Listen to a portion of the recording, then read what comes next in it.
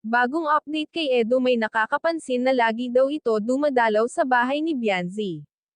Nanliligaw na ba ito? Bago ko ipagpatuloy ang maiksing reaction video na ito, hiling ko lang na tapusin ang panonood nito para malaman ang nilalaman nito, at kung bago ka pa lang sa munting channel na ito, paki-subscribe para lagi kang updated sa video ng mga kalingap. At pakisuportahan natin ang ama ng kalingap na si Val Santos, matubang Ate Edna Vlog at si Kalingap Rab. Isang mapagpalang araw sa inyong lahat mga kalingap, at shoutout nga pala sa patuloy na sumusuporta sa aking YouTube channel, lalong-lalo na sa mga viewers natin na walang sawang nanonood sa video ng mga kalingap. May bago po tayong update kay Edo at Bianzi.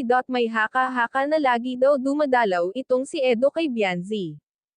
Ayon sa impormasyon na ating nakalap, lagi nilang namataan si Edo na laging pumupunta sa bahay ni Bianzi. Kung totoo man ang haka-haka na ito na nanliligaw si Edo, wala naman masama doon at pareho naman silang single.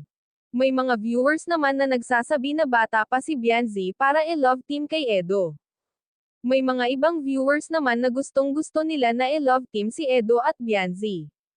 Pero kung para sa akin, okay lang naman ligaw si Edo, pero dapat hintayin niya si Bianzi na mag-18.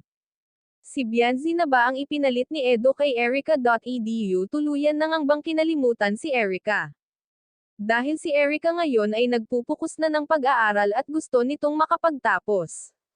Ganon din naman si Bianzi, gusto nito makatapos sa pag-aaral para makatulong sa kanyang ina na naglalabandera maghapon.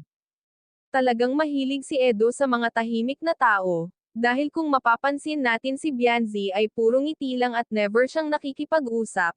Kahit nga sa Kalingap Angels ay hindi rin siya kumikibo, talagang napakatahimik niya na tao.